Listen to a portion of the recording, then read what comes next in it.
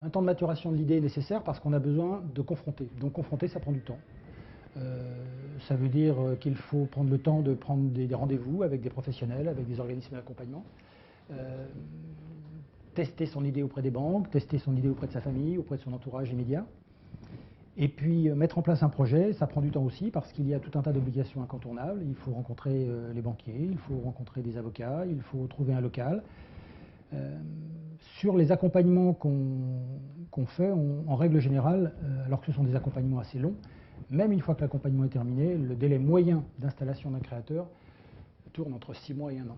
Donc ça prend beaucoup de temps de créer son entreprise, et tant mieux. Les entreprises créées trop rapidement durent peu. La création d'entreprise, ce n'est pas une idée, puis la mise en œuvre de cette idée par l'action. C'est, j'ai une intuition, je mène quelques actions, mon projet, mon idée va pivoter, je vais à nouveau créer une nouvelle action, encore, encore, encore. Donc ce temps de maturation, c'est un cycle qui est,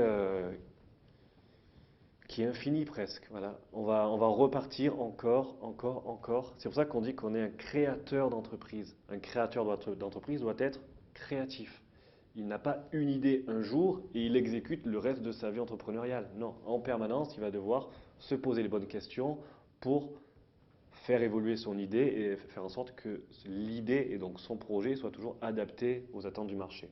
Le temps de maturation n'est pas le même pour tous les entrepreneurs, tout simplement parce qu'ils n'ont pas le même cursus. Un ouvrier qui est un excellent technicien ne va pas maîtriser de la même façon les aspects financiers, les aspects comptables. Il mettra peut-être plus de temps. Ça ne veut pas dire qu'il n'y arrivera pas, mais il mettra plus de temps. Donc le temps de maturation est très différent. Et puis ça dépend aussi de l'environnement personnel, familial. C'est plus facile de créer en ville que de créer dans le milieu rural parce qu'on a plus d'organismes qui accompagnent les créateurs, parce qu'on va trouver plus d'aide. Donc non, les temps de maturation bougent et changent selon l'implantation, selon le type de créateur. Il n'y a pas de règle. La difficulté, c'est de voir si ce temps est actif. On rencontre très fréquemment des gens qui nous disent « mais j'ai cette idée depuis 10 ans ». Mais on peut très bien avoir une idée depuis 10 ans sans qu'elle ait avancé d'un centimètre. C'est comme si on l'avait eu la veille.